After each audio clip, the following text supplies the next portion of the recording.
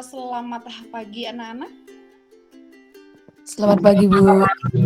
Pagi. Baik, Om Swastiastu. Om Swastiastu. Assalamualaikum warahmatullahi wabarakatuh. Salam sejahtera untuk kita semua. Salam, namo buddhaya. Bagaimana kabar kalian pada pagi hari ini? Baik, Bu. Baik, oke. Sebelum kita memulai pembelajaran pada pagi hari ini, Ibu minta Sri ya, silakan pimpin doa agar pembelajaran pada pagi hari ini dapat berjalan dengan lancar. Oke, untuk Sri dipersilakan. Baik, terima kasih atas kesempatannya. Jadi, untuk mengawali pembelajaran pada hari ini, menurut agama dan kepercayaan masing-masing, berdoa dipersilakan. Berdoa dapat diakhiri. Baik, terima kasih Sri. Oke anak-anak, Ibu ingatkan kembali untuk mengisi daftar hadir yang sudah Ibu berikan di dalam WA Group ya. Baik anak-anak, Ibu ucapkan terima kasih kalian sudah bergabung pada room meet ini pada pagi hari ini ya. Ada satu hal yang ingin Ibu tanyakan, kalian sepertinya bahagia hari ini? Bahagia. Ya Bu, bahagia. Kenapa? Krisna, kamu senyumnya senyum Pepsodent sekali dari baru masuk, itu dia sudah senyum Pepsodent. Bahagia kenapa Krisna? Soalnya bisa bertemu teman-teman lagi Bu, meskipun daring. Iya. Ya, baik. Sebelum kita masuk ke pembelajaran inti, Ibu ingin menanyakan mengenai pembelajaran terdahulu pada pertemuan sebelumnya. Ada yang masih ingat dengan pembelajaran terdahulu? Pada pertemuan sebelumnya, mengenai apa? Mengenai ceramah Bu. Mengenai ceramah, oke. Mengenai ceramah, salah satunya adalah tentang Teknik orasi. Ya, betul. Teknik orasi ceramah. Ya, pada pertemuan minggu yang lalu kita sudah membahas mengenai teknik orasi ceramah. Ada mungkin yang mau memberikan pemaparan sedikit saja mengenai teknik orasi ceramah, ya, untuk flashback lagi ya, untuk kita mengingat kembali lagi materi pertemuan sebelumnya. Oke, iya, Sandia, silakan.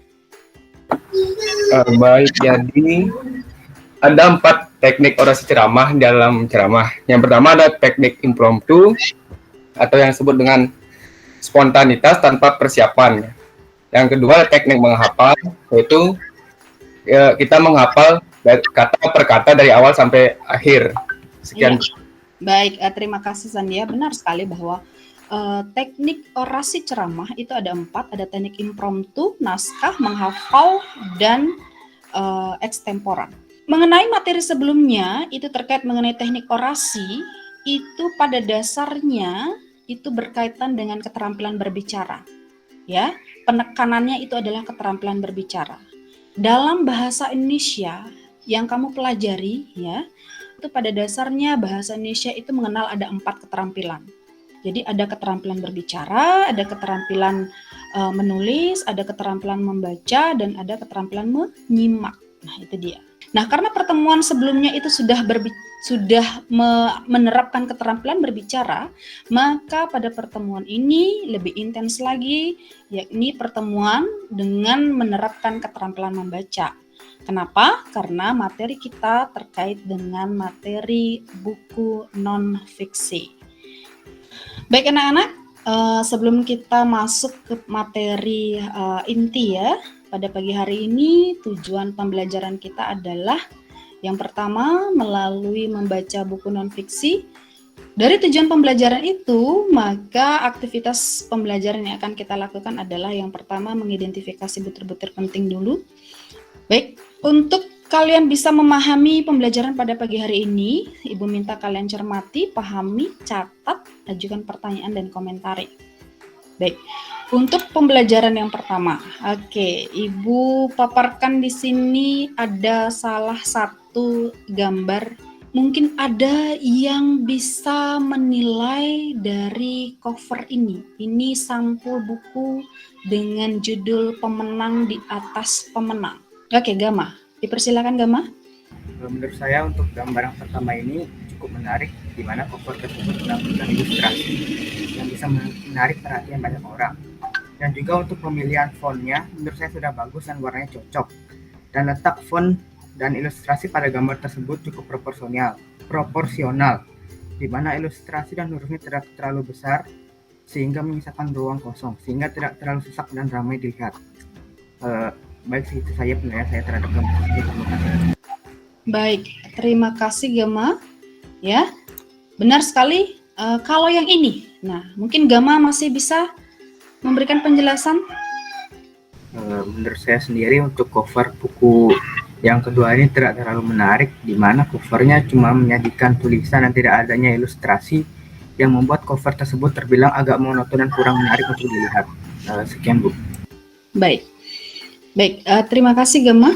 Baik, sebelum kita masuk ke materi inti, nah ini dia.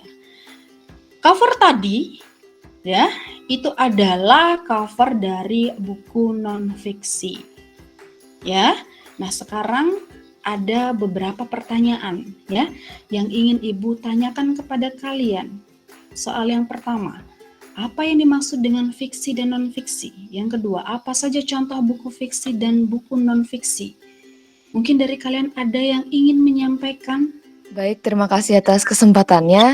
Jadi menurut saya, jikalau buku fiksi itu adalah yang ceritanya adalah berupa rekaan, di mana bukan bersifat ilmiah. Seperti itu Bu, yang nomor 1. Iya, betul sekali ya.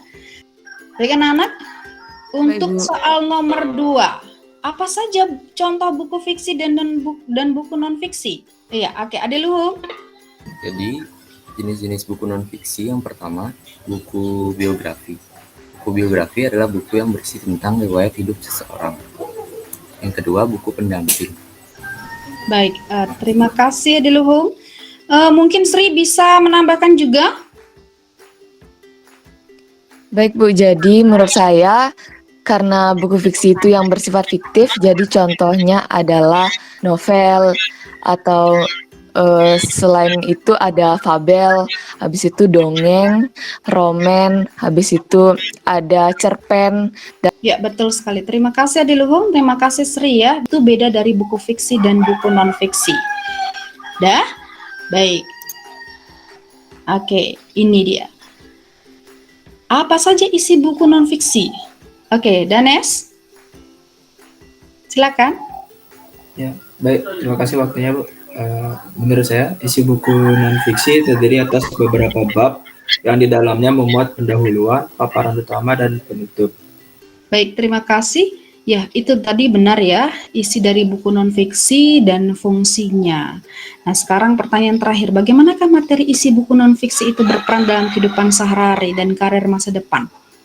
Ada yang bisa jawab? Krisna, silakan. Baik Bu, terima kasih atas kesempatannya. Seperti yang kita tahu, buku non-fiksi itu berisikan ilmu pengetahuan, informasi, serta data terbaru dalam perkembangan kehidupan. Sekian Bu, terima kasih. Iya, baik. Terima kasih Krisna. Terima kasih Danes, jawabannya bagus sekali ya.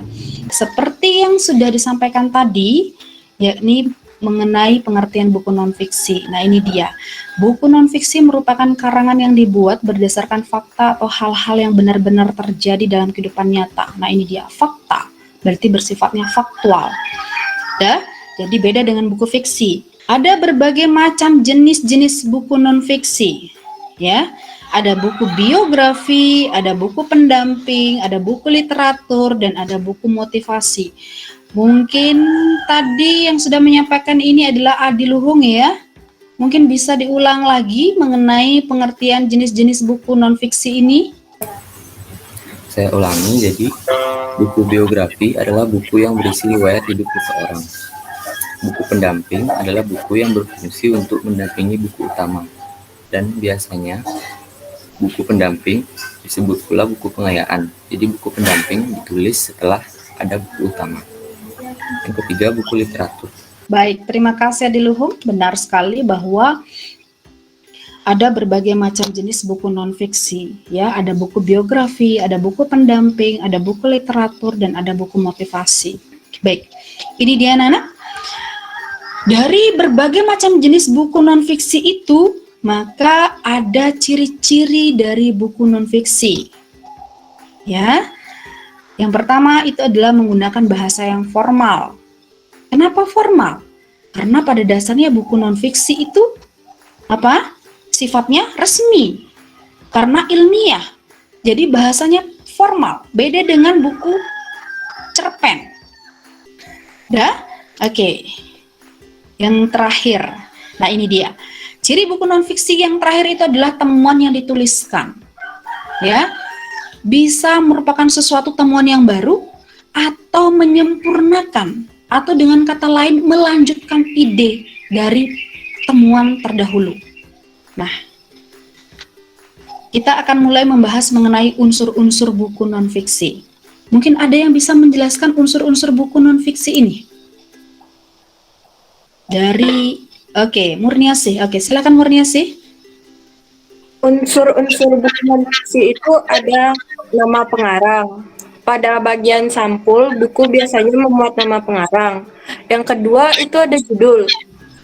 Judul itu terdapat pada sampul buku.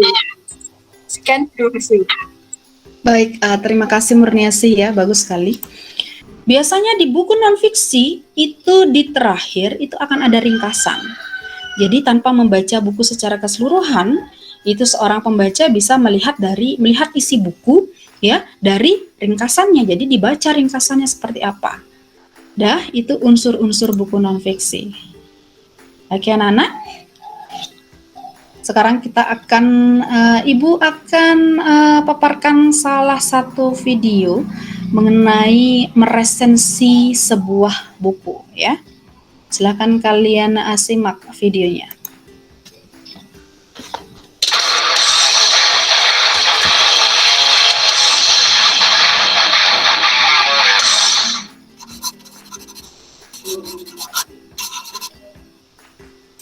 Hai semua, kali ini aku akan menjelaskan cara mudah untuk meresensi buku.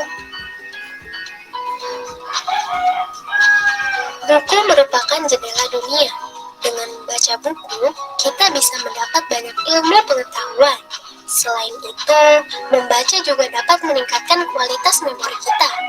Nah, selesai membaca, kita dapat mengapresiasi buku dengan cara meresensinya.